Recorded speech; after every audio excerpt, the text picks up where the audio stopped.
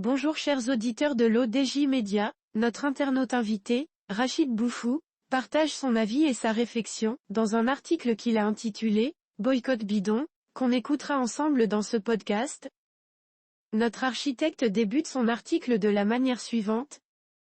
Une grande campagne de boycott se déroule actuellement au Maroc, contre des marques internationales qui auraient manifesté leur soutien à Israël, McDonald's, Carrefour, Starbucks, H&M, et entre autres.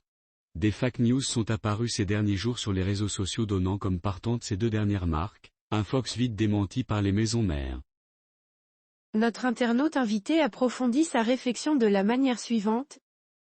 Comme à chaque fois qu'il y a des tensions dans la société marocaine, des individus mal intentionnés lancent ce genre d'appel au boycott des marques, qui opèrent dans notre pays qu'elles soient nationales ou multinationales. L'objectif est toujours le même, foutre la merde. D'abord ces marques nationales ou étrangères, emploient beaucoup de monde au pays. Elles font appel aussi à beaucoup de fournisseurs et de prestataires de services locaux, commerciaux, logistiques, maîtrise d'œuvre, services divers. En outre, elles payent leurs impôts et achètent des consommables et des biens ici. Il faut savoir juste que ces marques internationales en venant au Maroc, elles prennent un risque commercial certain car le marché est très petit hors des 3 ou 4 villes importantes où le pouvoir d'achat existe. Le reste du bled ne s'approvisionne pas, ou très peu chez eux, car ne disposant tout bonnement pas des moyens pécuniaires pour le faire. Il y a même des marques qui refusent de venir au Maroc, car il n'y a pas de marché pour elles, malgré le harcèlement de franchiseurs locaux. Si le boycott est surtout motivé par des mobiles politiques sournois, il n'est certainement pas opéré par celles et ceux qui ont des frères, des sœurs ou des femmes ou des maris, qui travaillent chez ou avec ces marques, mais par celles et ceux qui en sont loin, très loin, mais qui n'expriment pas l'once d'un minimum de solidarité avec leurs concitoyens qui risquent de pâtir de ce boycott, en y laissant leurs emplois ou leur commerce. Le boycott à la marocaine est somme toute inutile, tout en étant égoïste et hypocrite.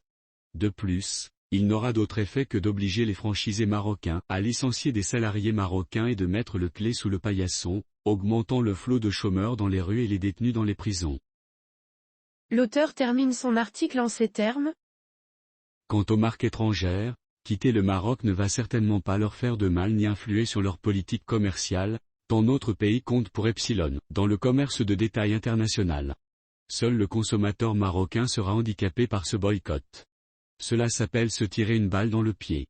Si à chaque crise politique internationale ou même nationale, on se met à boycotter les marques, pour soi-disant leur faire mal au portefeuille, on va surtout faire mal à notre crédibilité économique et faire fuir tous les investisseurs, vers un ailleurs où ils seront mieux accueillis. Mais ça les crétins qui crient au boycott à tout va, ne le savent pas ou s'en fichent, car ils n'ont ni parents ni amis, qui travaillent pour ces marques au bled. Ils font exactement comme ces faquis et autres religieux à la barbe qui balayent le sol, qui appellent au djihad contre les mécréants à chaque prêche et qui vont se faire soigner dans les hôpitaux des mêmes mécréants en Europe ou en Amérique, ne faisant pas confiance aux médecins de leur pays. Pire encore, quand cette crise passera, les mêmes crétins iront en famille bouffer chez McDo ou Starbucks, achèteront hypocritement et en cacheter leurs alcools chez Carrefour ou leurs slips chez H&M à bas prix, lors des soldes. C'est ainsi à chaque fois qu'ils appellent à un boycott bidon. Rédigé par Rachid Boufous. Merci d'avoir écouté ce podcast de l'ODJ Média, notre bouquet de supports numériques, portail, magazine mensuel connecté, web radio R212 dédié à la diaspora marocaine et web TV. N'oubliez pas de télécharger notre application l'ODJ Mobile sur Play Store et de vous abonner à notre chaîne YouTube l'ODJ TV. Alors, on se dit au prochain podcast de nos internautes invités, et à très bientôt.